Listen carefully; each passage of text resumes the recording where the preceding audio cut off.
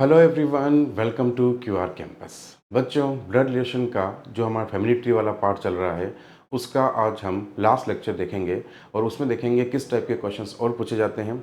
आज का जो सेशन है बहुत इंपॉर्टेंट होने वाला है बिकॉज इसमें ब्रदर इन लॉ के जो कॉन्सेप्ट हैं वो सारे आने वाले हैं।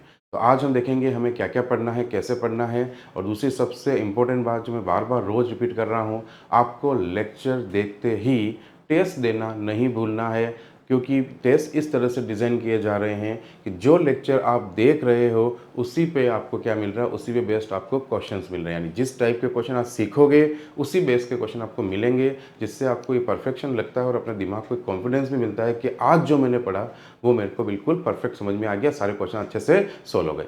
अगर आपके क्वेश्चन सोल्व नहीं होते हैं, यानी टेस्ट में आपके 2 नंबर आ रहे हैं या 3 नंबर आ रहे हैं या 3-4 क्वेश्चन ही सही हो रहे हैं, तो घबराए नहीं है। एक बार फिर से वीडियो कोशिश करिए, टाइम निकाल के देखिए और एक बार फिर से रीअटेम्प्ट करिए टेस्ट को। आपको मैं बोलूँ डेफिनेटली आपका स्कोर इंक्रीज होगा, घबराओ नहीं। और मैं अगर किसी टेस्ट के किसी क्वेश्चन में डाउट लग रहा है, यार ये मुझे क्वेश्चन कोई सिखा दे तो अच्छा रहता है, या इस टाइप का क्वेश्चन मुझे कोई सॉल्यूशन दे देता तो अच्छा रहता, तो आपको कुछ नहीं करना है, टेस्ट देना है और मुझे कमेंट कर देना है। ठीक है, आपको ऐप में जाके आप टेस्ट दोगे। एप्लीकेशन में नीचे लास्ट में व्हाट्सअप का ऑप्शन भी दे रखा है मैंने। क्लियर है बच्चों? व्हाट्सअप पे जैसे आप जाओगे सीधा आप मुझे व्हाट्सअप पे क्वेश्चन नंबर डाल के मैसेज कर देना कि ये क्वेश्चन सर प्लीज़ एक्सप्लेन। तो मैं क्या करूँगा, जितने बच्चों के जो रिपीटेशन वाली बात आएगी, यानी 5 नंबर के क्वेश्चन पे बार बार आ रहा है कि टेस्ट थर्ड का 5 नंबर क्वेश्चन कैसे डालोगे, टेस्ट थर्ड क्वेश्चन नंबर जो भी है, टेस्ट 2 क्वेश्चन नंबर जो भी है, टेस्ट 1 क्वेश्चन नंबर जो भी है, तो इन सबको लेकर मैं एक फाइल बना लूँगा और उसको मैं पूरा सॉल्व करा दूंगा। जिससे होगा क्या, जो क्वेश्चन आपको लगेगा यार ये टफ है, करवाना चाहिए, वो भी मैं आपको करूँगा। देखो मैंने आपके लिए ये और आपका सॉल्यूशन निकाल दिया है। तो आपको अब ये भी रहेगा कि यार कोई नए क्वेश्चन है, इनको सोल्व करना है, नहीं समझ में आ रहा तो वो भी आपके सोल्व जाएंगे। करना क्या है, वापस रिपीट कर देता हूँ। व्हाट्सअप पे जाओगे और व्हाट्सअप पे बाहर आने की जरूरत है ही नहीं है। ऐप में ही आप राइट हैंड साइड के जस्ट नीचे नीचे कॉर्नर में देखना व्हाट्सअप का आइकन दिख जाएगा, उस आइकन पे क्लिक करो, सीधा वो मुझे मैसेज आ जाएगा। आपको बस इतना लिखना है, टेस्ट 3 क्वेश्चन नंबर 4 5 जो भी है, टेस्ट 2 क्वेश्चन नंबर जो भी है वो है। और रीजनिंग जरूर मेंशन करना, रीजनिंग का है या मैथ्स का है। ठीक है, आर लिख देना, पूरा रीजनिंग लिखो तो आर का समझ जाऊंगा, एम का मैथ्स समझ जाऊंगा मैं। ठीक है, तो लिखना जरूर। ठीक है, और जो भी क्वेश्चन लगे, टफ लगे तो भी बोलना, इजी लगे, आप उसमें कुछ आपको डाउट लग रहा है यार इस क्वेश्चन में मुझे समझना चाहिए ऐसा क्यों हुआ, तो भी आप बोल सकते हो। ठीक है बच्चों, चलो अब हम स्टार्ट करते हैं हमारा सेशन, जिसमें आज कुछ नए कॉन्सेप्ट सीखेंगे। मैंने होमवर्क भी दिया था आपको इससे, और आज हम नया सेशन। अच्छा, कल क्या हुआ था, कल मैंने दोनों वीडियोस रिकॉर्डिंग भी कर लिए थे मैथ्स एंड रीजनिंग का, लेकिन दोनों की वॉल्यूम एग्जैक्टली स्पीकर ऑन शायद रहना हो गया, पता नहीं क्या एरर रही, तो वॉल्यूम दोनों का क्या हुआ नहीं हुआ। मैंने अपलोड भी किया, कुछ बच्चों ने मुझे मैसेज भी कर दिया सर आपकी आवाज़ नहीं आ रही है, तो इसलिए हमारे एक दिन डिले हुआ है। बट आगे ऐसा नहीं होगा। देखो ये टेक्निकल एरर है तो हो सकता है रोज हमें एक लेक्चर मिलेगा, मीन्स मिलेगा। ठीक है, डेली आपको एक लेक्चर देखना और डेली एक टेस्ट देना ही है। ठीक है बच्चों, अब कंटिन्यू करते हैं इस सेशन को, अपना आगे बढ़ते हैं। चलो, तो आज हम जो देखने वाले क्वेश्चंस, ये अच्छे क्वेश्चंस है, आपको ध्यान देना होगा क्लास में पूरा अच्छे से। अगर आप अभी फ्री नहीं है तो आप जब फ्री हो जाए तब लेक्चर देखना, लेकिन पूरा देखना, क्योंकि काफ़ी अच्छा पार्ट आने वाला है। आज जो क्वेश्चन आने वाले हैं, बच्चे आधे ब्लड रिलेशन नहीं कर पाते, वो आज का लेक्चर देखने के बाद वो भी क्वेश्चन कर पाएंगे, ईजिली कर पाएंगे। तो आज हमें यहाँ से स्टार्ट करना है। ओके, और एक डाउट था कुछ बच्चों का, जैसे इस पिछले वाले क्वेश्चन की स्लाइड में, तो वो वाला डाउट मैं आज जैसे ये खत्म होगा उसके लास्ट में आपको सॉल्व करा दूंगा। यानी उस क्वेश्चन का जो डाउट है वो लास्ट में सॉल्व करूंगा। ठीक है, तो जिसका डाउट है उसको समझ में भी आ जाएगा और वो इसको रिपीट भी कर लेना क्वेश्चन को। ठीक है, डाउट उसका एग्जैक्टली ये हो गया कि जब मैं सोल्व करा था तो मैंने बाय मिस्टेक कुछ और नाम लिखना था, वहाँ पे गलती से कुछ और नाम लिख दिया, तो उनको कंफ्यूजन हो गया है। ठीक है, तो वो आप सोल्व कर देंगे, कोई इश्यू नहीं है। ठीक है, अब यहाँ देखो, अब स्टार्ट करते हैं आज का सेशन और इसमें देखते हैं इसको कैसे करना है, क्या करना है, कितना सीखना है, कैसे करना है, सब कुछ हम यहाँ सीखेंगे। और अगर आपने फर्स्ट लेक्चर इसका नहीं देखा है ब्लड रिलेशन का बच्चों, तो एक बार आप ज़रूर उसको देखिए, क्योंकि उसमें मैंने पूरे नोट्स बनवाए हैं प्रॉपर। अगर आप सीधा ब्लड रिलेशन के थर्ड पार्ट को देखोगे तो आपको टफ लगेगा। First part, second part, then third part. मैं आपको सीरियसली बता रहा हूँ, सीडी वाइज चढ़ोगे ना तो आपको कोई भी चैप्टर, चाहे मैथमेटिक्स, रीजनिंग, टफ नहीं लगेगा। तो इसके लिए, इस क्वेश्चन को सॉल्व करने के लिए पहले आपको क्या चाहिए, नोट्स, और वो है आपके लेक्चर में। ऑनलाइन का सबसे बड़ा फायदा, पिछली क्लास भी आप देख पा रहे हो, चाहे उस दिन आपने अटेंड नहीं की। ऑफलाइन में होते अभी तो क्या होता प्रॉब्लम, पिछली क्लास तो छूट गई, अब उसके लिए वेट करना पड़ेगा। और ऑनलाइन में फायदा सबसे अच्छा, ऑनलाइन का सबसे अच्छा फायदा यही है, रिपीट करो अपनी इच्छा से, सर को बोलने की टेंशन ही नहीं कि सर आप रिपीट करो। ठीक है, चलो देखो, अब स्टार्ट करते हैं बच्चों हम लोग, टाइम नहीं वेस्ट करते हुए। एक परिवार में कितने सदस्य हैं, देखो 8, तो एक परिवार के कितने मेंबर्स हैं बच्चों, 8, तो हम इसको लिख देंगे कॉर्नर में। फिर बोल रहा है एल के का कजिन है। देखो अब आपको मैंने नोट्स में बताया था कजिन कैसे बनाता है, तो सिंपल सा याद रखो, बार बार उसको बनाओ नोट्स को।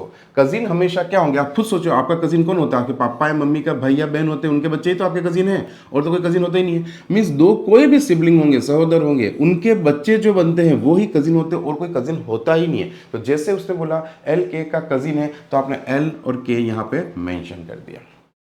ठीक है बच्चों, अब नेक्स्ट देखो उसने क्या बोला है। नेक्स्ट बोल रहा है और एम का बेटा है। तो मैंने आपको लास्ट क्लास में बताया था, और वर्ड आ रहा है ना, ये सब कुछ नोट्स में है। आप अगर है ना पहली बार देख रहे तो आपको प्रॉब्लम आएगी, लेकिन आपने पिछले वीडियो देखे होंगे तो ये मुझे समझाने की जरूरत नहीं है कि जब भी कंजक्शन ज के अलावा कुछ भी आएगा तो वो हमेशा कौन से पर्सन की बात करेगा, पहले पर्सन की बात करेगा। तो यहाँ पे एंड आ रहा है, तो एंड की जगह पहला पर्सन कौन है, एल हम यहाँ पे ले लेंगे। अब इस लाइन को पढ़ेंगे तो एल एम का क्या है, बेटा है। एल किसका बेटा है बच्चों, एम का बेटा। अब देखो एल अगर एम का बेटा है तो मैंने यहाँ बना लिया। अब आपके दिमाग में एक डाउट आया होगा कि सर आपने m को इधर क्यों बनाया, l अगर यहाँ ऑलरेडी था तो m को आप सर यहाँ लिख देते। ये डाउट डेफिनेटली आता है और आया होगा, ठीक है। अब इसको मैं बताता हूँ ऐसा मैंने क्यों नहीं किया, आपको भी समझ में आना चाहिए। अगली बार कभी क्वेश्चन करो तो आपको इन चीज़ों का ध्यान होना चाहिए बच्चों। अब कैसे देखो, अगर मैं m यहाँ रख रहा हूँ, ठीक है, इससे हुआ क्या समझना ध्यान से। के जो भी पापा या मम्मी आपने माने हैं, यहाँ पे प्लस मैंने से लगाया, मतलब इसके सिंबल के ऊपर है, मतलब पापा या मम्मी है। अब इस पापा मम्मी का ये कौन है, या तो भाई है या बहन है, ठीक है। इस पापा मम्मी का या तो ये भाई या बहन है। हम ये मेंशन कर दिए हैं कि जो भी के पापा मम्मी है उसका ब्रदर या सिस्टर एम है। इस डायग्राम के हिसाब से अब ये श्योर हो गया है। बट एक बात बताओ बच्चों, ये एम में यहां नहीं रख के, ये एम में यहां नहीं रख के यहां रख देता, एम में यहां नहीं रख के यहां रख देता, और यहां बना देता कि ये एल इसका बेटा है। देखो अभी भी तो देखो उसने ये लिखा है एल एम का बेटा है। देखो अभी भी देखो एल इस दोनों पति पत्नी जो भी हैं, एल तो अभी भी एम का बेटा ही है। बट इसमें ये कंफर्मेशन अब नहीं हो रहा है कि इसके जो पापा मम्मी है उसी का भाई एम है। तो ये कंडीशन श्योर थोड़ी थी कि उसके पापा मम्मी का भाई एम होगा, उसके पापा मम्मी का भाई का मतलब जो भी भैया बहन है उनके हस्बैंड या भाई भी हो सकता है एम। तो इसलिए मैंने क्या किया, यानी ब्लड रिलेशन में एक चीज हमेशा ध्यान रखना, जब तक श्योरिटी नहीं हो, जब तक श्योरिटी नहीं हो आप अपनी मन मर्जी से कुछ मत मानो। आपको श्योर नहीं था कि यार एम यहाँ आएगा या इसका हस्बैंड बन के आएगा, ये हमें श्योर नहीं था, इसलिए मैंने काम ही क्या किया, अलग बना दिया। तो हमेशा अलग तब तक बनाते रहो जब तक श्योरिटी ना हो, ठीक है। तो देखो इधर, इसलिए मैंने डायग्राम ये बनाया। अब आपको आई होप समझ में आ गया होगा। अच्छा ये तो जेंडर चाहो तो जेंडर चाहो तो बस लगा रहने दो, कोई फर्क नहीं पड़ेगा, ठीक है। चलो ओह कोई नहीं, सुविधा है लाने की चलो तो देखो अब स्टार्ट करते हैं नेक्स्ट कॉन्सेप्ट। आगे आगे क्या है देखो, जे आई की इकलौती सिस्टर इन लॉ है। अब देखो सिस्टर इन लॉ का मीनिंग मैंने आपको फर्स्ट में ही बताया कि सिस्टर इन लॉ का डायग्राम कैसे बनाते हैं, और आई होप आपको अच्छे से वो क्लियर होगा। अब देखो कैसे, अब जिसको नहीं क्लियर है मैं वापस बोल रहा हूँ, वीडियो को ज़रूर देखें तो ही समझ में अच्छे से आएगा। बाकी तो आप कितने भी लेक्चर लो आगे से कुछ समझ में आने वाला नहीं है, धीरे धीरे। तो देखो जे आई की इकलौती सिस्टर इन लॉ है। तो सबसे पहले मैंने आपको क्या बोला, दोनों में से जिसका जेंडर पता है उसको पहले लिख दो, अगर नाम नहीं है तो। देखो जे और आई का नाम यहाँ था नहीं तो हमने जे के ऊपर माइनस लगा दिया क्योंकि वो सिस्टर इन लॉ है। तो जे के ऊपर दो सिंबल लगेंगे, या तो मैंने क्या बोला सिस्टर इन लॉ का रिलेशन किससे बनता है, शादी वाले सिंबल से या भाई वाले से, ठीक है। तो एक सिंबल या तो ये लगेगा इसके साथ या ये लगेगा। हमेशा बीच में कौन होगा बेटा, मीडिएटर होगा, कोई ना कोई तो बीच में मीडिएटर होगा ही होगा। और ये चीज़ आपको नहीं समझ में आ रही है तो फिर से बोल रहा हूँ, बार बार बोल रहा हूँ, वीडियो 1 जरूर देखें, लेक्चर 1 देखें, उसके पूरे नोट्स देखें, फिर 2 देखें, देन 3 देखें। आप डायरेक्ट 3 देख के कोशिश करोगे तो आप बोलोगे ब्लड रिलेशन तो टफ लग रहा है, और 1 2 3 आगे कभी बोल ही नहीं सकते और ब्लड रिलेशन टफ है। तो ये दोनों सिंबल लगेंगे, ये मैं आपको सब समझा चुका हूँ, ठीक है। तो ये शादी का सिंबल पहले लगा तो अब किसका लगेगा, भाई का। पहले भाई का लगा तो कौन सा लगेगा, शादी का। ये फिक्स डायग्राम है, बस नाम चेंज होते हैं जे और आई। यहाँ पे जे आई की जगह ए बी हो जाएगा, बट इस डायग्राम में कभी भी चेंजेस नहीं आएगा बच्चों। सिस्टर इन लॉ या ब्रदर इन लॉ दोनों ही केस में यहाँ पे बीच में उसको रख लो जिसका जेंडर बाकी है, या फिर पहले से जैसे ये डायग्राम जो बना है इनमें अगर जे और आई कहीं लिखा हुआ होता तो मैं उसी को ले लेता, चाहे वो आई होता चाहे जे होता, उसके साथ अटैच कर देता। ये मैंने आपको उसमें बता रखा है चैप्टर फर्स्ट में, है ना, पार्ट फर्स्ट में।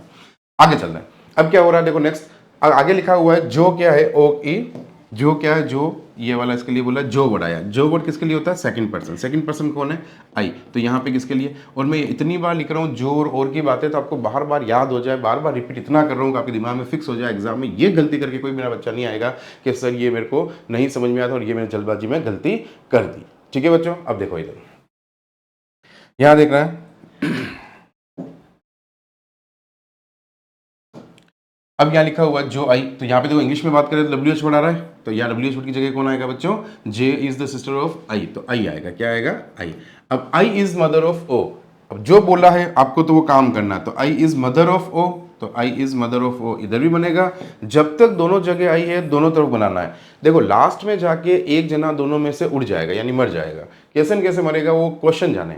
हमारा काम सिर्फ इतना है, जो इन्फॉर्मेशन आ रही है उसको बनाते जाओ, अगर जहाँ जहाँ डेटा है उसमें। आप ये नहीं सोचना ये वाला आई रहेगा लास्ट में या ये रहेगा, ये सब काम क्वेश्चन का है, हमारा नहीं है। हमारा काम है जो बोला है ड्रॉ करते जाओ करते जाओ करते जाओ, लास्ट में आपको ही लगेगा यार क्वेश्चन कितना इजीली हो रहा था जो मुझे इतना टफ लग रहा था। अभी तक ऐसी कोई कंडीशन नहीं है जो हमने कभी पढ़ी नहीं हो और यहाँ आ गई हो। हमने कजिन पढ़ा वो भी बन गया, हमें ऐसा सिस्टर इन लॉ हमें बनाने आता है, ऐसा कौन सी बात ऐसी आ रही है जो हमें बनाने नहीं आती है, बस नाम ही तो चेंज होते हैं, आपको बस प्रैक्टिस ही तो रखनी है बस। आगे देखो, जे का विवाह पी से हुआ है। अब जे का विवाह पी से हुआ तो पी को मैं यहाँ रख दूं, खाली जगह इसकी पड़ी है वाइफ की या हस्बैंड है सॉरी, क्योंकि ये लड़की है, तो जे का विवाह किससे हुआ, इससे हुआ, ये मैंने रख दिया। आगे चलते हैं, जे और एम सहोदर है। बच्चों सहोदर का मीनिंग मैंने आपको क्या बताया, सहोदर मतलब क्या होता है, दो सिबलिंग यानी कि एक ही माँ की दो संतानें, ठीक है, जो सगे होने चाहिए उनको क्या बोलते हैं हम लोग, सहोदर बोलते हैं। तो अब यहाँ पे क्या लिखा हुआ देखो, जे और एम सहोदर है। अब मुझे बताओ जे और एम सहोदर है, ये एम मैंने यहाँ रख दिया। अब यहाँ पे एक बात सुनना मेरी, जब भी मैंने आपको पहले बोला था कि ये जो वर्ड्स लिखे होते हैं ना इसके आप जो मीनिंग होते हैं वो समझाता हूँ मैं आपको अब, ठीक है। एक परिवार के साथ जब 8 सदस्य 10 सदस्य मेंबर मेंशन करके क्वेश्चन देता है ना, तो लास्ट में कभी भी ये जो हमने माने हैं पर्सन है ना जो ब्लैंक थे, ये कभी भी खाली नहीं रहने चाहिए। तो आपको जितना कोशिश करो कि जब कोई इंफॉर्मेशन मिल रही हो जिससे ये बॉक्स भर पा रहे हो, क्योंकि लास्ट तक बॉक्स भरे होने चाहिए, तो पहले वो चीज़ वहां मानो, उस बॉक्स को भरने के लिए मानो, जिससे आपको क्या होगा लास्ट में एक्स्ट्रा पर्सन नहीं आएंगे।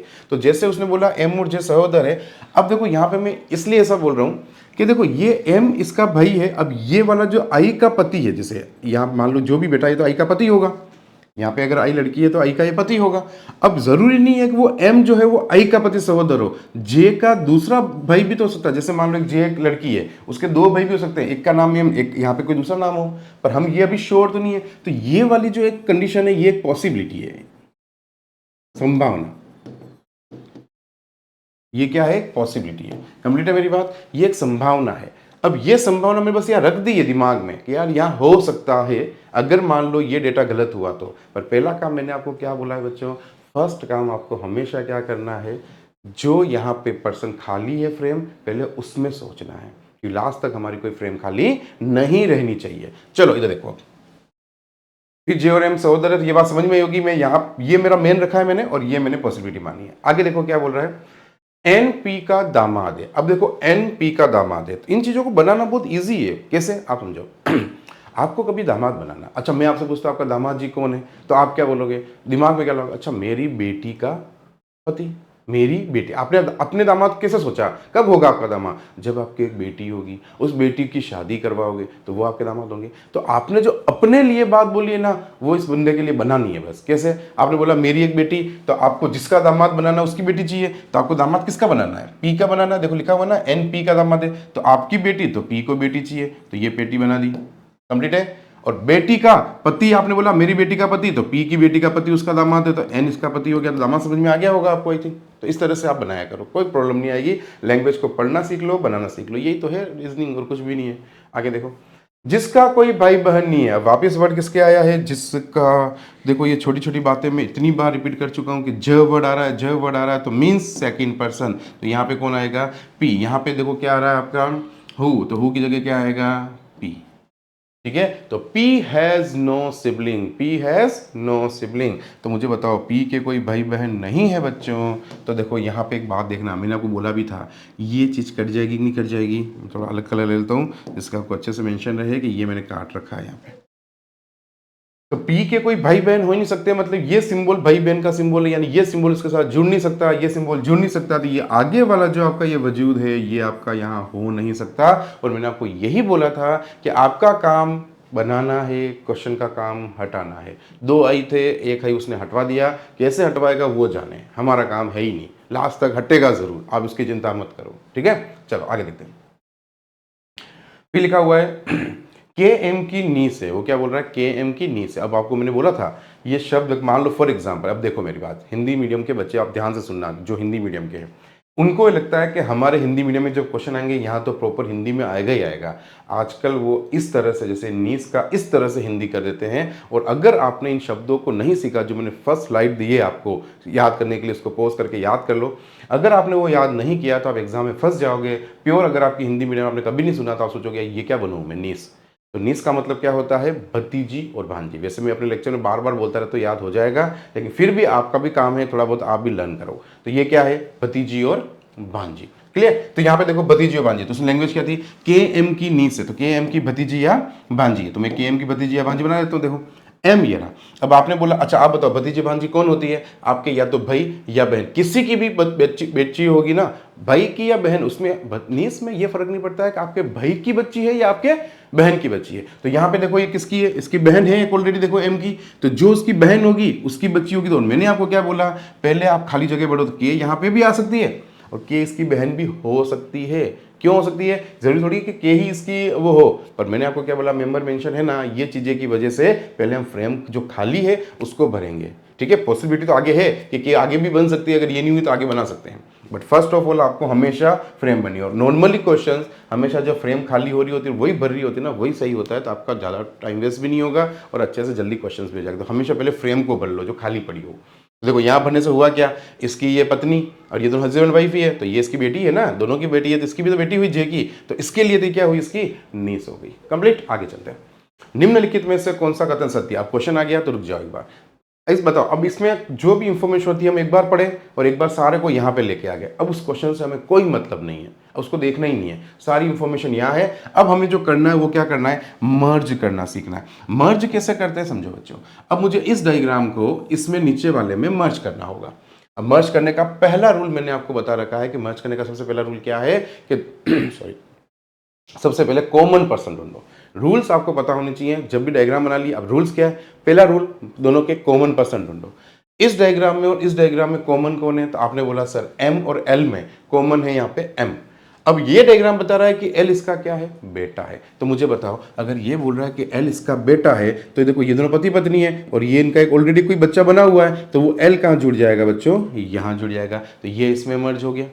ठीक है, उसके बाद बात करते हैं इस डायग्राम की, क्योंकि ये और बचा हुआ अलग से। इसका मीनिंग क्या था कि एल और के आपस में क्या होने चाहिए, कजन होने चाहिए। तो एल और के कजिन है या नहीं है हमें पता है। अब कजिन के लिए क्या चाहिए, दो ऊपर भाई या बहन कोई भी हो उनके बच्चे दोनों दिखने चाहिए। अब देखते हैं एल और के दोनों भाई बहन के बच्चे दिख रहे हैं, दिख रहे हैं। तो देखो एम का बच्चा एल दिख रहा है और जे का बच्ची के दिख रही है, तो दोनों कजिन हुए कि नहीं हुए, हमने जो सोचा था वही। इसका मतलब सारा डायग्राम हमारा कंप्लीट ऑलरेडी हो चुका है, जैसे कोई इंफॉर्मेशन नहीं है जो इस डायग्राम में नहीं हो। अब क्वेश्चन की लैंग्वेज पढ़ते हैं। क्वेश्चन बोल रहा है इनमें से कौन सा सही है, तो के ओ की बहन है। क्या के ओ की बहन है, अच्छा बहन शब्द हमेशा सगे या भाई, हमेशा सगे भाई के लिए आता है। तो पहला क्या हो गया, बहन नहीं है, कजिन है। दूसरा O is the daughter of M, क्या ओ एम की डॉटर है। तो देखो आप अगर प्लस माइनस का ध्यान नहीं रखते हो, जल्दबाजी में क्या फर्क पड़ा नहीं लगाया, तो यहाँ पे आपको लास्ट में आंसर देने में बहुत तकलीफ आएगी किसके ऊपर जेंडर है या नहीं है। तो ओ के ऊपर कहीं से में जेंडर नहीं मिला, मीन्स ओ क्या है, लड़का है या लड़की, आप श्योर नहीं हो। तो ओ लड़का है लड़की श्योर नहीं हो, मतलब ओ एम की बेटी हमें श्योर नहीं है कि बेटी है, इसलिए ये भी रॉन्ग हो गया। फिर लिखा हुआ है M is the father of N, क्या एम एन के फादर है, ये भी नहीं है, पिताजी नहीं है। फिर लिखा I is married to M, yes perfect, I की शादी एम से हो रही है कि नहीं हो रही है, तो I is married to M. Complete है मेरी बात, ये आपका परफेक्ट आंसर हुआ। तो अच्छे से इसको राइट डाउन कर लीजिए। मैं हट जाता हूँ स्क्रीन से, एक बार स्क्रीनशॉट लेना है स्क्रीनशॉट ले लीजिए, नोट्स बना लीजिए और उसके बाद टेस्ट जरूर देना है बच्चों, इस बात का ध्यान रखना है। तो आपने राइट डाउन कर लिया होगा। चलो हम नेक्स्ट क्वेश्चन की तरफ बढ़ते हैं। ठीक है, और अगर आप नहीं भी किया तो पोस्ट करके कर लीजिएगा, जैसे मैं हमेशा बोलता हूँ। चलो नेक्स्ट क्वेश्चन देखते हैं। तो बच्चों देखो कुछ सीखने मिला आपको नया, है ना। ब्रदर इन लॉ कैसे बनाते हैं, इस तरह से अभी हर क्वेश्चन जो हम करेंगे उसमें कुछ न कुछ आपको नया सीखता हुआ रहेगा, जिससे आप हर चीज़ सीख जाओगे। फिर देखो ऐसा हो ही नहीं सकता एग्जाम में क्वेश्चन आपसे नहीं हो। ठीक है, अच्छा मैं टेस्ट में धीरे धीरे टफ क्वेश्चन दूंगा, तो घबराना नहीं है। ठीक है, अगर टेस्ट में कोई क्वेश्चन सॉल्व नहीं हुआ है चिंता मत करो, मैंने आपको जो सोल्यूशन बताया ना वो कर देना, बस आपको उसका सोल्यूशन भी दूंगा कि ऐसा क्यों हुआ। ठीक है, क्लियर मेरी बात। तो फुल मेहनत करेंगे एग्जाम में, चिंता मत करो, इतनी मेहनत करेंगे कि एग्जाम में जाने से पहले हम ऐसे रेडी हों कि एग्जाम में कोई क्वेश्चन में गलत नहीं हो। ठीक है, तो ये आपको मेरे जितनी मेहनत मैं कर रहा हूँ उतनी मेहनत आपको भी मेरे साथ करनी है, तो ही सक्सेस मिलेगी। बाकी तो बहुत आए हैं बहुत गए हैं, कॉम्पिटिशन एग्जाम पास करना ईजी तब होगा। देखा, अच्छा कॉम्पिटिशन एग्जाम कभी भी टफ नहीं होता है। आप लोग एक सोच चेंज करो, आप लोग ये सोचो कि कॉम्पिटिशन एग्जाम आपको क्लियर करना है तो आप सब्जेक्ट ओरिएंटेड बनो। आप सब्जेक्ट अच्छे से कंप्लीट कर लो ना, तो नंबर ही तो लाने हैं। कितने बच्चे फॉर्म भरे उससे क्या फ़र्क पड़ता है, आपको जो नंबर लाने तो सब्जेक्ट कंप्लीट करने से आएंगे। तो सब्जेक्ट को जितना अच्छे से निचोड़ पाओ उतने निचोड़ लो। क्लियर है, जितने अच्छे से कर पाओ। ठीक है, ध्यान देखना। एक परिवार के 9 मेंबर्स है। फिर से देखो यहाँ पे ये देखो, मैं आपको वापिस यह बात समझा रहा हूँ, अब इस चीज़ को इतना नेग्लेक्ट ना करें। ये चीज़ जब भी लिखी हुई हो ना मेंबर्स, तो आप उस याद रखना क्वेश्चन करते समय जो फ्रेम्स बनती है ना, उन खाली फ्रेम्स उनको पहले भरना है। ये याद रखना, ये इसके लिए मैं आपको बता रहा हूँ, ये काम की चीज़ होती है। ठीक है, चलो अगर ये नहीं होती है तो फ्रेम खाली भी रह सकती है, हमें नहीं पता। अब देखो यहाँ पे एक एक लाइन को सोल्व करूंगा मैं आपके सामने और आप देखोगे कैसे।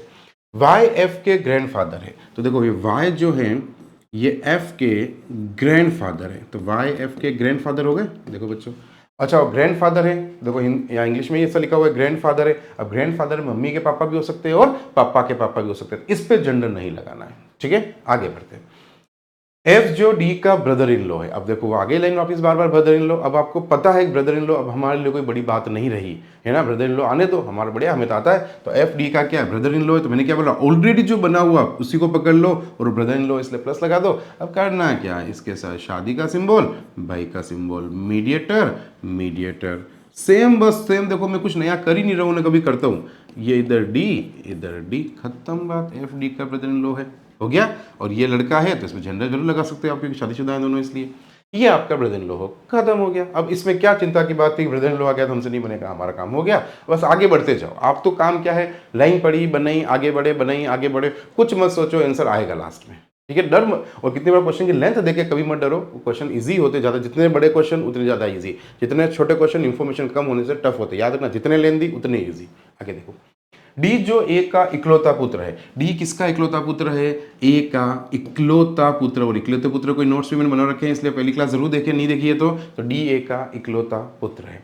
नेक्स्ट ई एन की पुत्र वधु है, ई जो है एन की पुत्र, अच्छा डी इधर भी है, डी इधर भी है, इधर भी बनाना है। ठीक है, ध्यान रखना, अगर जब तक मैंने क्या बोला जिंदा है, हमें नहीं पता वो वाला डी रहेगा या ये वाला डी रहेगा। ठीक है बच्चों, तो दोनों तरफ हो गया।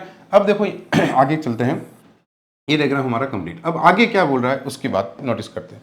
वो बोल रहा है आगे की कहानी, ई एन की पुत्र वधु है। अब वही वाली बात, क्या ई एन इसमें कहीं दिख रहा है आपको, ई एन कहीं आया इसमें, नहीं। तो ई एन की पुत्र वधु कैसे बनो, तो ये ई एन की पुत्र वधु है। अब सोचो, अगर ये ई एन की पुत्र वधु है तो आप इस वर्ड को पहले अपने लिए बोलो कि अगर आपकी कोई पुत्र वधु होती तो उस लैंग्वेज में ही आ रहा, डॉटर इन लॉ होती तो कैसे आता।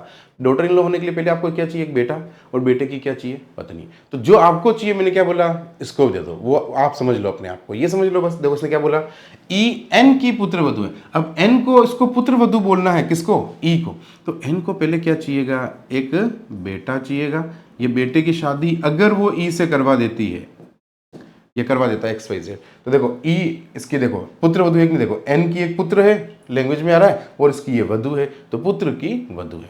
फिर क्या बोल रहा है आगे एक लाइन, एन जो x की पुत्र वधु है। अब एन जो है ना, ये भी एक पुत्र की वधु है, किसके, x के। तो x है उसका एक पुत्र है, उसकी ये वधु है, तो वही वाली बात अब x के लिए हो गई, इनके लिए। तो n जो थी वो x की पुत्र वधु थी, तो कंबाइन था, तो मैंने यहाँ कंबाइन कर दिया डायग्राम।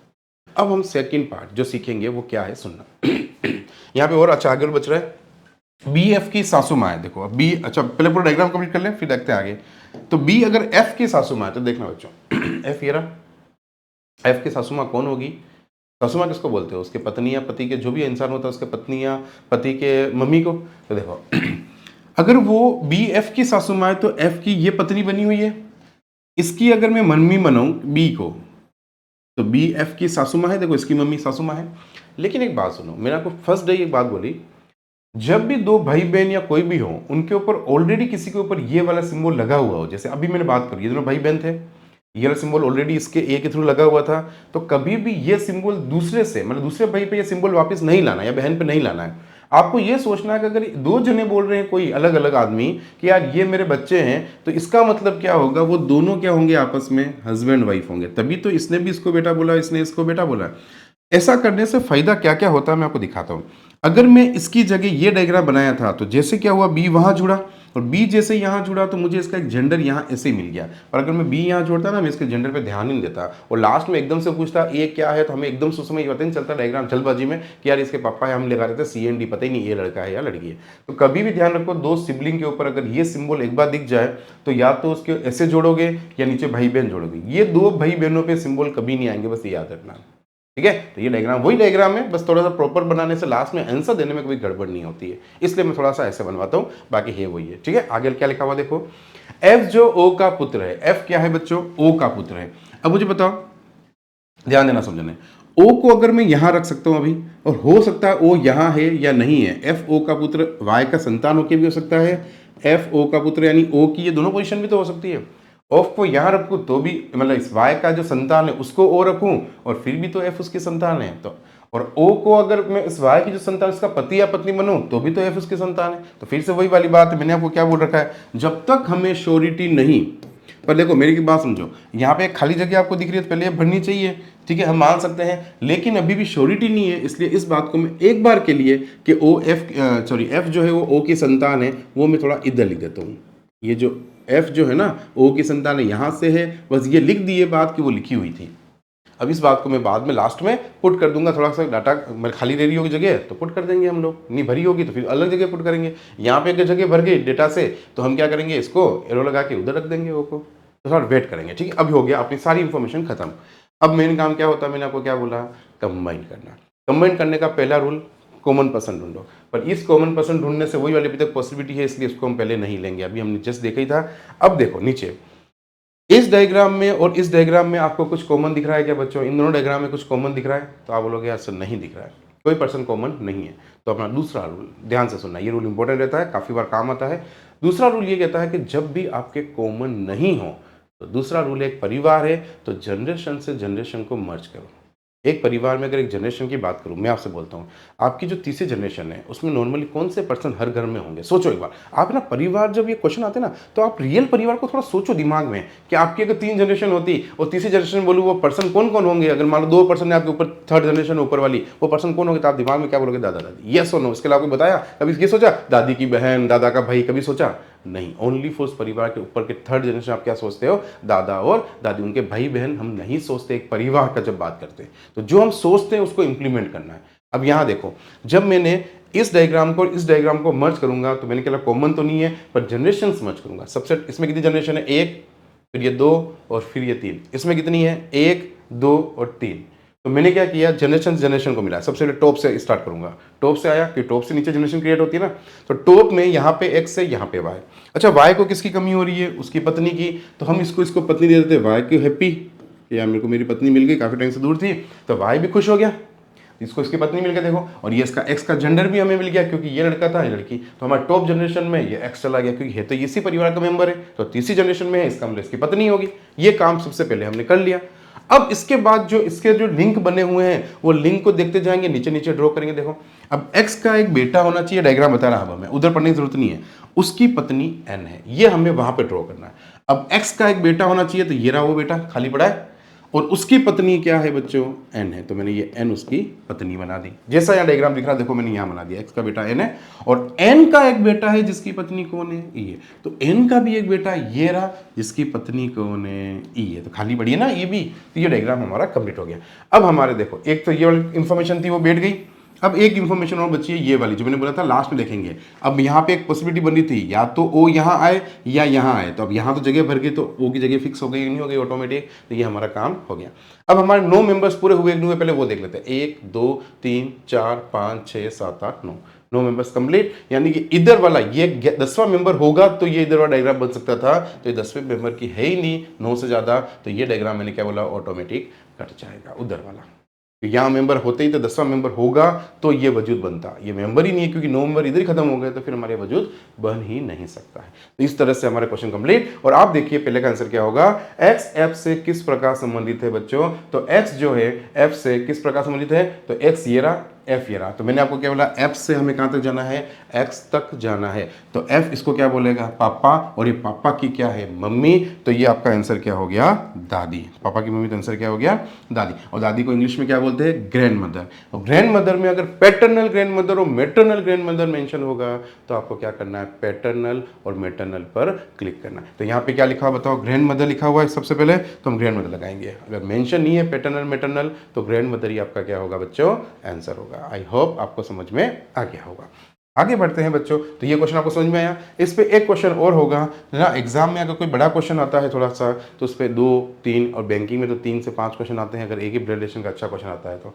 दूसरा क्वेश्चन पूछ रहा है इसी पे, ई ए से किस प्रकार संबंधित है बच्चों? कौन ई ए से किस प्रकार संबंधित है? आप मुझे बताओ, ये ई जो है वो ए से क्या रिलेशन रख रही है? तो ए के दोनों कौन है? अब बच्चे हैं। तो देखो, अगर आप यहाँ अलग बनाते तो हो सकता है लास्ट में एकदम से आपको नहीं दिखता, सोचना पड़ता, पर आप डायग्राम परफेक्ट बनाए, मतलब दोनों हस्बैंड वाइफ। अब इसका पता चल गया कि ई उसकी बच्ची है, उसकी डॉटर है। तो answer is daughter. I hope clear है अच्छे से। तो सी ऑप्शन आपका क्या होगा? करेक्ट हो जाएगा। ठीक है, यहाँ पे कोई डाउट किसी को? अच्छा, एक चीज़ और मुझे याद आई, बच्चे मुझे एक बार कमेंट आ रहे हैं कि टेस्ट के लिए वो मुझे पूछ रहे हैं कि सर जो 199 रुपीज़ आपने रखा है वो क्या है? मैं आपको समझाया, तो वो ये पूछ रहे हैं कि सर क्या वो एक पेपर का है? तो बच्चों, मैं इतना भी आप नहीं हूँ कि मैं आपको एक एक चैप्टर के, मतलब एक एक टेस्ट के 199 रुपये चार्ज करूँगा। बच्चों, 365 दिन तक आपके वो फ्री रहेंगे, है ना। एक बार आपको परचेस करना है और हर लेक्चर का जो टेस्ट है वो उससे फ्री होगा। उसके बाद वो आपके लाइब्रेरी में ऐड हो जाएगा। उसके बाद आपका पेमेंट नहीं आएगा, उसके बाद आपके सारे अनलॉक ही रहेंगे। एक बार आपने पे कर लिया, सारे टेस्ट अनलॉक आएंगे। ठीक है, कभी लॉक नहीं होगा। ठीक है, कंप्लीट है। तो कोई भी ये ना सोचे वो एक टेस्ट का पेमेंट है। वो आप अगर मान लो हमने 50 लेक्चर या 100 लेक्चर, जितने भी लेक्चर पढ़ेंगे क्लास में, जितने लेक्चर उतने टेस्ट। 100 लेक्चर तो 100 टेस्ट। 100 टेस्ट मतलब 1000 क्वेश्चन के लिए आप 199 दे रहे हो रीजनिंग के, और इधर मैथ्स के 199, आप 1000 क्वेश्चन के लिए 100 लेक्चर है। जितने लेक्चर बनेंगे टेस्ट उतने आएंगे बच्चों।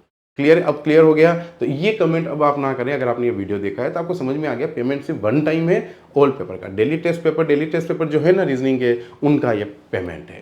क्लियर है मेरी बात? क्लियर है?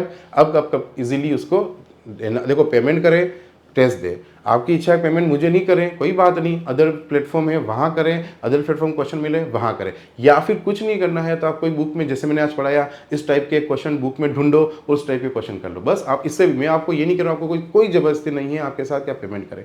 बस मैंने एक रास्ता बनाया है एक अच्छा सोल्यूशन देने का, और मेरे को ये पता है कि अगर मैं पेपर भी फ्री में देता हूँ, वीडियोज़ भी फ्री में देता हूँ, तो मैं कहता हूँ फ्री की कोई वैल्यू नहीं करते। उनको लगता है फ्री में पढ़ा रहे मतलब कोई वैल्यू नहीं होगी। थोड़ी वैल्यू, अगर आप 1 रुपया भी किसका चार्ज कर देते हो ना, तो आप उसकी वैल्यू हो जाती है। आप उसको लगता है कि यार इसको मैंने पैसा देके किया, इसको मैं सॉल्व करूँ, इसलिए उसको चार्जेस रखें। और दूसरा, मैंने आपको बताया था कारण कि मेरी एक टीम है, तो उसको भी मुझे थोड़ा पेमेंट तो करना पड़ेगा। वो इतने ढूंढ के इसको पहले देखते हैं, आपको पता है, टीम को पहले लेक्चर देखने पड़ते हैं, देन वो उसको टेस्ट पेपर सेट करते हैं, फिर वो मुझे भेजते, फिर मैं वेरीफाई करता हूँ, देन आपके पास आते हैं।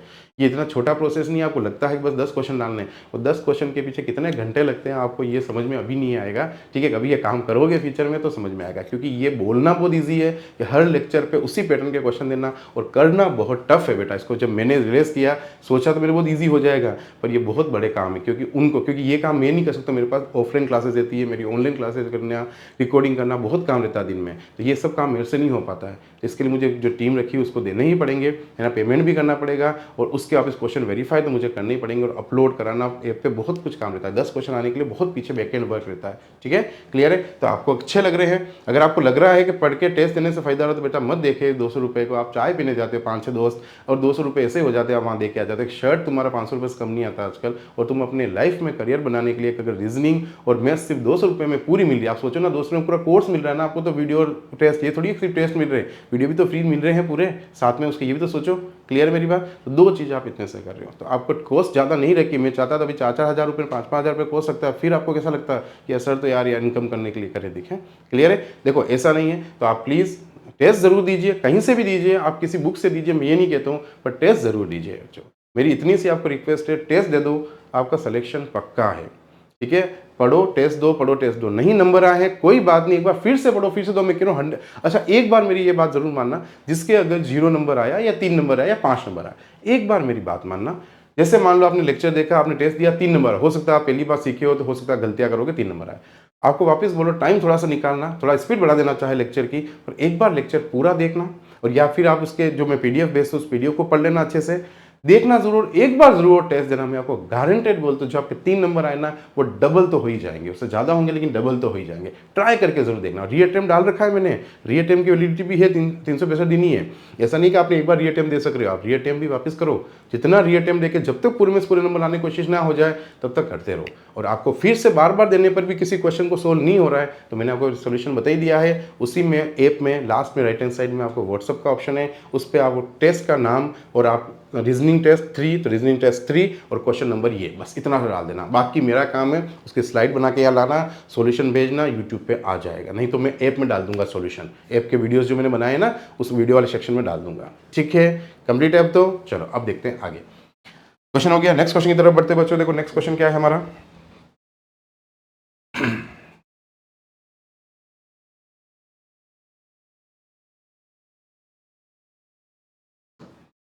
यहां पे बात करता हूं मैं, JL की मम्मी है। तो आपको देखो पॉज करके आपने कर ही लिया होगा, आपको करना है तो, नहीं तो आप यहां देखो, पहले पॉज कर लो वीडियो, कर लो।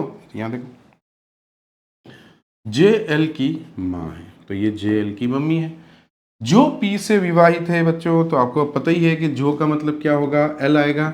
तो यहाँ पे WH वाली जगह क्या आएगा, L। बार बार लिखने से आपके दिमाग में चीज़ें छपती है ना। अब देखो यहाँ पे नेक्स्ट जो P से विवाहित, अब L P से विवाहित है। देखो हर बात को अच्छे से पढ़ोगे तो गलती नहीं करोगे। जल्दबाजी में बच्चा क्या करता है, इससे शादी करा देगा। जो L P से विवाहित है, तो बहुत ईजी है। अभी तो जेंडर देखो हमें पता नहीं है, आगे चलते हैं। R P का इकलौता पुत्र है। R जो है इस P का क्या है बेटा, इकलौता पुत्र है। तो इकलौता पुत्र प्लस लगाया, ऊपर सर्कल लगा दिया। फिर लिखा हुआ है AR की दादी है। अब मुझे बताओ, अच्छा यहाँ पे एक चीज समझने वाले ध्यान से सुनना, वापिस इस बातों को बार बार सुनो। यहाँ पे अगर हिंदी मीडियम वाले दादी वर्ड आ रहा है तो ये आपको ग्रैंड मदर मानना है। इंग्लिश में क्या है, ग्रैंड मदर। दादी मतलब ये मेंशन नहीं करना दिमाग में ये मेरे पापा की मम्मी ही होगी। दादी का मतलब ग्रैंड मदर होता है, और ग्रैंड मदर का मतलब पापा की मम्मी भी हो सकती है और मम्मी की मम्मी भी हो सकती है। अगर हिंदी मीडियम में यहाँ नानी लिखा होता तो ज़्यादातर उस केस में यहाँ पे मैटरनल ग्रैंड मदर लिखा होता है, तभी यह नानी कन्वर्जन आता है।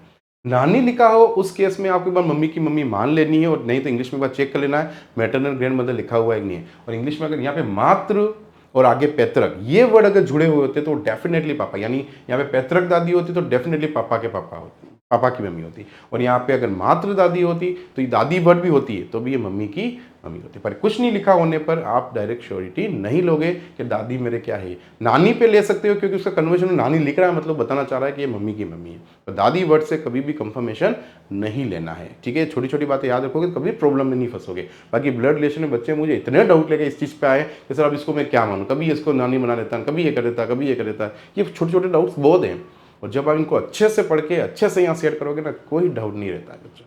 ठीक है, चलो, अरे बहुत अच्छे से पढ़ेंगे, क्यों चिंता करते हो। अभी सफ़र स्टार्ट हुआ है, और सफ़र जब एंड होगा आप मेरे को ज़रूर याद करोगे कि ये सर हमें मिले और हमारे 2 सब्जेक्ट के स्कोर तो इन्होंने करवा दिए। ठीक है, और मैं अपना जितना डेडिकेशन दे पाऊंगा पूरा फुल डेडिकेशन आपको दूंगा, उसकी चिंता आप मत करना। ठीक है, VL की देखो यहाँ तक हो गया था। AR की दादी हो गया। अब अच्छा AR की दादी बनाना बाकी है। देखो अब R की दादी है, तो मैंने क्या बोला, या तो उसके मम्मी के या पापा की, इन दोनों का पता नहीं है जेंडर। तो अगर देखो या तो इसकी मम्मी है या इसकी मम्मी है, पर इसकी मम्मी ऑलरेडी जो है तो जगह तो इसकी खाली है, तो यहीं भर पाएंगे। पर ये कंफर्म नहीं है कि मम्मी एक पापा है, बस ये कंफर्म हो गया कि वो आएगी किस जगह। तो ये जो लिखा हुआ है AR की दादी है वो यहाँ लिखेंगे, क्योंकि इसकी मम्मी ऑलरेडी थी, इन दोनों में से एक की होनी थी, इसकी ऑलरेडी है तो इसकी बन जाएगी। बस ये कंफर्म नहीं है पापा एक मम्मी है। ठीक है, आधे बच्चे दादी देख के प्लस लगा देते हैं और ये इसकी दादी बनाते हैं, फिर इस पर मैंने कहा जेंडर मिल गया, और लास्ट में क्वेश्चन मान लो का जेंडर नहीं पता है और लास्ट में पूछ लिया बताइए कि PL का कौन है, आप बोलोगे हस्बैंड है, आप बोलोगे PR का कौन है, आप बोलोगे ये। यहाँ गलत होते हैं क्वेश्चन। एक छोटी सी गलती की वजह से आपने दादी को क्या समझ लिया, उसके पापा की मम्मी, एक छोटी सी गलती आपके लास्ट में क्वेश्चन गलत करवा सकती है। तो हर चीज़ को अच्छे से श्योरी मतलब दिमाग में बैठे तो ही आगे बढ़ो, नहीं तो रिपीट करते जाओ वीडियो जितना अच्छा है। अधूरा ज्ञान लेके आगे नहीं बढ़ने से अच्छा है रिपीट कर लो चीज़ों को। ठीक है, आगे बढ़ते हैं। अब आगे बोल रहा है VL की इकलौती बहन है। देखो V जो है वो L की क्या है, इकलौती बहन है। अब मेरी बात को यहाँ पे वापस समझना, ये V इस L की इकलौती बहन है, ये ठीक है। अब मुझे बताओ कि क्या L V का भाई है या बहन है। इसने बोला L ने कि V तू मेरी इकलौती बहन है। अब L एक लड़का है या लड़की है, कौन बोल रहा है आप मुझे बताइए।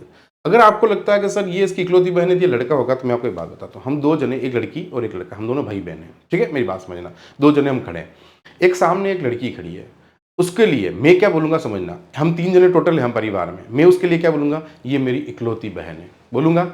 मेरी बहन, ये जो बहन खड़ी है, ये उस बहन को क्या बोलेगी, ये भी तो यही बोलेगी ये मेरी इकलौती बहन है, मैं तो भाई हूं ना उसका, ये उसके लिए तो उसकी इकलौती बहन ही है कि नहीं है। तो एक लड़की भी बोल सकती है उसको इकलौती बहन, और एक लड़का भी बोल सकता है उसको इकलौती बहन। क्या मेरी बात समझ में आई। तो बहन तो दोनों की हो सकती है, हाँ, बट ये श्योरिटी हो गई अगर इस बंदे ने बोल दिया कि ये इसकी इकलौती बहन है, यानी ये लड़का है लड़की अभी तक शो नहीं हुआ है, ठीक है, तो हम इसको यहाँ पे इसलिए मेंशन किए हैं, बट हमें अब ये श्योर हो गया, भले मत करो मेंशन को फर्क नहीं पड़ता है, लेकिन ये श्योर नहीं हुआ है कि लड़का है कि लड़की है, पर अब हमें ये श्योर हो गया कि अगला, ठीक है। अच्छा इकलौती मैंने सिंबल गलत लगा दिया मैंने रिश्ते ही चेंज कर दिए जिंदगी के, है ना आपके दिमाग में आएगा सर क्या बना दिए हो जमीन आसमान का फर्क बना दिया मैंने 2 मिनट में। खाली एक देखो, अब हमारी रीजनिंग कितनी खतरनाक हो गई है, एक सिंबल मतलब रिश्ता चेंज, पूरा चेंज ही रिश्ता। देखो यहाँ पे पूछा, बोला था उसने VL की इकलौती बहन, और मैंने आपके सिंबल क्या लगा दिया था, शादी का लगा। आप कमेंट भी शायद थिंक कर देते, अगर कर दिए होंगे यादों ने, तो VL की इकलौती बहन है, ठीक है। सिंबल ये लगाना गलती से हो गया, सॉरी उसके लिए, ठीक है। तो VL की इकलौती बहन है, तो ये बहन का सिंबल लगा दिया, पर ये शो नहीं है कि ये इसका भाई है या बहन है। बट अब श्योरिटी क्या है, अगला इनका कोई भी अगर सिबलिंग हुआ अगला, तो इस पर जेंडर क्या आएगा, उसकी श्योरिटी मिल जाती है इस बात से। अब देखो ये तो श्योर है, इकलौती है, ये शो नहीं एक बहन एक भाई है, पर इसका शोर हो गया कि नहीं हो गया, क्योंकि यही अगर इकलौती बहन, अगर इसको भी मैं अगर बहन बना देता हूं, तो ये तो L की दूसरी बहन हो गई, तो इसका मतलब ये शोर होगा। अब कोई जुड़ेगा वो लड़के ही होंगे, अब लड़की नहीं जुड़ सकती, बस लड़कियां 2 हो सकती है मैक्सिमम, या नहीं भी होगी तो पता नहीं, पर ये 2 हो सकती है, ठीक है। अब ये समझ में आया, ये इसके लिए अगला कोई होगा अगर सिबलिंग, वो लड़का ही होगा, ठीक है। यहाँ पे काम आएगा, बाकी कुछ इसका जेंडर कंफर्म नहीं होता, ये ध्यान रखना। जो बोलता है कि मेरी इकलौती बहन है या इकलौती भाई है, उसका जेंडर कभी कंफर्म नहीं होता। आगे चलते हैं। WV से विवाहित है, लैंग्वेज को बढ़ाना है। W जो है उसकी शादी किससे करा देनी है, V से, WV से विवाहित है। HV की इकलौती संतान है। अब देखो ये H इस V की संतान है। संतान का नोट्स क्या था भाई, इकलौता बेटा होता है प्लस के ऊपर सर्कल, बेटी होती है माइनस के ऊपर, इकलौती संतान है तो इस इक्वल को काट देना लगा के। इकलौती संतान का डायग्राम मैंने नोट्स बना रखे हैं आपको फर्स्ट लेक्चर में, तो ये आपने काट दिया, ये इसकी इकलौती संतान है, ठीक है। आगे चलते हैं, क्या बोल रहा है, DP का ब्रदर इन लॉ है। बच्चों वही ब्रदर इन लॉ वाला केस फिर से आ गया। अब D अगर P का ब्रदर इन लॉ है, तो आपको पहले देखो D और P में से कोई है क्या ऑलरेडी डायग्राम में, हो तो पहले उससे ही कनेक्ट करना है, ठीक है। देखो यहाँ पे D और P में से P है, तो P को ले लेंगे। मैंने क्या बोला, अगर कोई दोनों में से एक कहीं भी लो, पहले किसी को भी लो। और नॉर्मली कैसे लेने का तरीका क्या है, अगर कोई नाम इन दोनों में से पहले है तो पहले उसको ले लो, उसके साथ वही शादी का सिंबल, भाई का सिंबल, मीडिएटर, दूसरा पर्सन। और अगर नहीं है तो आप पहले जिसका पता है, D का पता है तो D को पहले ले लो, बस ये इतना सा याद रख लो, आपके कोई इशू नहीं है। और किसी को भी लोगे फर्क नहीं पड़ता पहली बात तो, लेकिन इससे कर लोगे तो अच्छा, आपको जल्दी समझ में आता है, ठीक है। तो यहाँ पे P अवेलेबल था, तो मैंने क्या किया, एक तरफ शादी का सिंबल तो एक तरफ भाई। आपको बस वही काम करना, हमेशा कर रहे हो, एक तरफ शादी का सिंबल है तो एक तरफ भाई का सिंबल। फिर यहाँ पे एक मीडिएटर होगा, कोई ना कोई तो पर्सन होगा, उस पर्सन का इस बार नाम पता है, इस पर्सन से डिब्बा जुड़ने वाला था ये, पर उसका इस बार नाम पता है इसलिए हम डिब्बा नहीं जोड़ रहे हैं, इधर नहीं पता इसलिए डिब्बा जोड़ दिया, बस हमारा डायग्राम फिक्स है।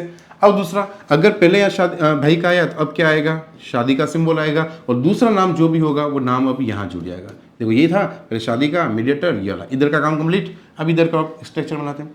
P की शादी का सिंबल यहाँ पे है, और L ये डिब्बा यहाँ पे ऑलरेडी L नाम से है। अब हमें अगला क्या करना पड़ेगा, पहले अगर शादी का बनाया तो एग्जैक्टली मुझे डायग्राम क्या बनाना था, P शादी का सिंबल, यहाँ पे एक मीडिएटर बनाना था जो ऑलरेडी L है इसकी जगह, और फिर उसका एक क्योंकि ये साइन पहले आया तो फिर ये साइन, और फिर D को मुझे ऐसे जोड़ना था, ये डायग्राम बनाना है ना इधर। अब देखो इधर, अब जरूरी नहीं है कि इस L के D ही भाई हो, इसके L के बहुत सारे भाई बहन हो सकते हैं, उसमें से एक D भी भाई है, इसका मतलब ये हुआ हमें D को दिखाना है कि उसका भाई है, और कितने भाई बहन है L है उसका हमें क्या फर्क पड़ता है, पर एक तो है ना D जो उसका साला है। अब मान लो हम 2 भाई हैं, और मेरी अगर जिया जी तो मेरे को भी साला बोलेंगे, उसको भी साला बोलेंगे, बात तो मेरी हो रही ना, तो यहाँ पे D के लिए बोल रहा है, तो फिलहाल D को देखेंगे एक बार। तो देखो इधर P से आए शादी का सिंबल, मीडिएटर ये आ गया, P हो गया, मीडिएटर हो गया। अब हमने देखो इक्वल का सिंबल के साथ D जोड़ना, तो एक इक्वल के सिंबल के साथ तो V जुड़ा हुआ था, दूसरी बहन हो सकती है, जरूरी थोड़ी एक ही भाई होता है, दूसरी हो सकती है, पर हमें इस L के साथ एक और D भी चाहिए, इस इक्वल का हमें जगह नहीं है, ऊपर बनाए थे। तो देखो यही डायग्राम मैंने यहाँ बनाया, नहीं बनाया, DLP। दूसरा देखो मैंने क्या बोला, इसके और दूसरे भी तो भाई बहन हो सकते हैं, जरूरी थोड़ी है V हो सकता है, कोई भी हो सकता है, इस L के कितने भाई बहन हो सकते हैं, जरूरी थोड़ी है, उसमें से D भी एक बनाना है, तो वो ऊपर बना दिया मैंने। अब मेरे हिसाब से समझ में आ गया होगा, ठीक है, क्लियर है बच्चों यहाँ तक। तो ये आपका डायग्राम देखो, अब D यहाँ पे भी है और D यहाँ पे भी है। अब D मैंने क्या बोला, लास्ट में मरेगा, आप चिंता क्यों करें, आपका काम बनाना था। आगे बढ़ते हैं। J की केवल 2 संतान है, मेरे प्यारे बच्चों, J की केवल 2 संतान है, ये वाली श्योर है और ये वाली श्योर है। ये दोनों संतानें श्योर है कि नहीं है, क्योंकि ये तो बनी हुई थी मेरे डायग्राम में। पॉसिबिलिटी किसकी थी, D के यहाँ होने की या यहाँ होने की। 2 संतानें, फिर इस संतान को हटा दे अपन, क्या मेरी बात समझ गए, ये संतान आपकी यहाँ पे नहीं होगी, ठीक है। तो D का काम हट गया, मैंने बोला लास्ट में कटेगा, D कट गया वो, ये नहीं हो सकता, क्योंकि J की 2 ही संतानें हो सकती थी, वो ऑलरेडी बैठी हुई है, तो एक्स्ट्रा जो हम सोच रहे थे D यहाँ हो वो नहीं होगी, ठीक है। चलो आगे चलते हैं। ये आपका इन्फॉर्मेशन खत्म। अब आके देखो इस इन्फॉर्मेशन में ऐसा कोई डेटा नहीं है जो अलग से बना हो और इसको मर्ज करना हो, तो फिर हम मर्ज के रूल लगाते और लगा लेते। अब तो बस आंसर देने हैं, आंसर दो मस्त रहो। अच्छा आपके दिमाग में अब यहाँ पे एक चीज़ देखो, यहाँ पे एक ये पर्सन खाली पड़ा है कि नहीं पड़ा है, खाली डिब्बा है कि नहीं है, ठीक है। और ये अगर लड़का है कि लड़की होगी ये भी श्योर है, लेकिन अब ये खाली क्यों रह पाया? फर्स्ट लाइन ध्यान से देखो, कहीं लिखा हुआ है क्या 9 मेंबर से 10 मेंबर से? तो वो इसलिए होता है कि लास्ट तक कोई खाली नहीं रहे, ठीक है। 9 मेंबर से ज़्यादा 10वां मेंबर नहीं। अब इसमें 10 मेंबर की जगह 20 मेंबर हो, फर्क नहीं पड़ सकता कितने बच्चे हैं, क्योंकि कुछ मेंशन नहीं किया है उस परिवार में है कितने। जिनकी इंफॉर्मेशन दी उनका पता, एक्स्ट्रा का पता नहीं है, ठीक है। तो पहला क्वेश्चन, डी ए से किस प्रकार संबंधित है? तो ये जो डी है वो इस ए से क्या रिश्ता रख रहा है? तो ये देखो ये इसका कौन है, ये देखो इसको देखो, ये इसकी बेटी है, दोनों भाई बहन तो है, जो भी है बहन बहन या भाई भाई सिबलिंग ही तो है। ये इसकी बेटी और बेटी का कौन है? पति। और बेटी के पति को ये क्या बोलेगा? और मैंने आपको हमेशा बोला है से वाले का देना नहीं है, से स्टार्ट करना है, रिलेटेड के बाद वाले का देना नहीं है, वहां से स्टार्ट करके आना है। तो हमारे यहाँ पे क्वेश्चन क्या हो गया? तो डी के देखो यहाँ से स्टार्ट करेंगे ए से, तो ए यहाँ तक आके बोलेगा बेटी, और बेटी के पति को बोलेगा ए, अपने मुंह से क्या बोलेगा? दामाद। तो वो आपका क्या हो जाएगा? आंसर हो जाएगा दामाद।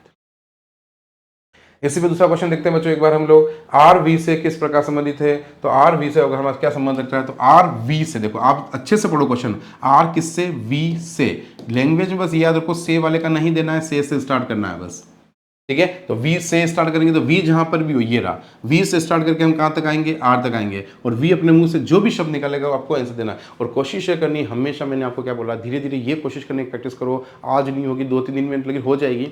जब भी आंसर मुंह से निकालो वो इंग्लिश में निकालो, ठीक है। कैसे? जैसे इस वी ने सबसे पहले इसको क्या बोलेगा? ये मेरा भाई या बहन में से कोई एक है। तो भाई और बहन की देखो, ये दोनों पति पत्नी है जो भी हैं, तो भाई बहन की बेटा है कि नहीं बताओ, इसका कोई भाई या बहन है, उसका बेटा ही तो है यार। तो भाई बहन के बेटे को आप इंग्लिश में बोलो, तो भाई बहन का बेटा इंग्लिश में तो नेफ्यू कहलाता है, हिंदी में भतीजा या भांजा कहलाता है। अब देखो मैंने आपको बोला है कि भतीजा भांजा में से कोई भी होगा तो आपको टिक करना, अगर हिंदी में ही कर रहे हो तो।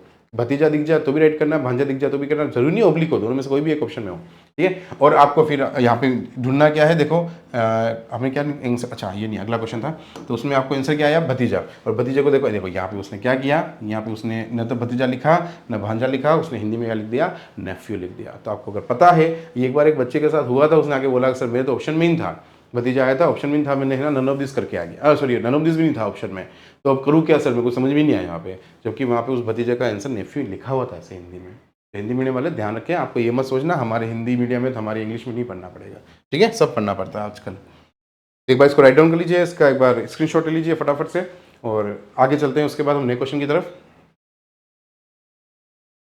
तो जो यहाँ तक आपको समझ में आया होगा, ठीक है। अब मैं चाह रहा हूँ क्लास को ज़्यादा लंबी ना करें, तो मैं सोचा था आज ट्री वाला जो पोर्शन है कंप्लीट करवा दूंगा, लेकिन मैं इसका एक लेक्चर और लूँगा।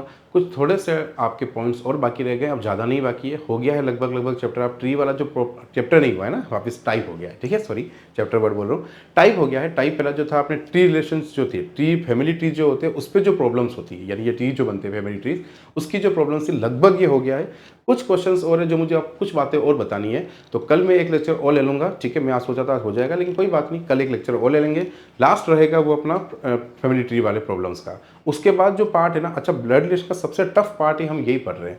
उसके बाद के जो कोडेड वोडेड वाले जो पार्ट है ना, वो तो आप समझ लो आपको बहुत ईजी लगने वाले, कुछ है ही नहीं है। अगर आपने ये पार्ट अच्छे से पढ़ लिया तो वो दोनों तो एक एक लेक्चर में खत्म हो जाएंगे।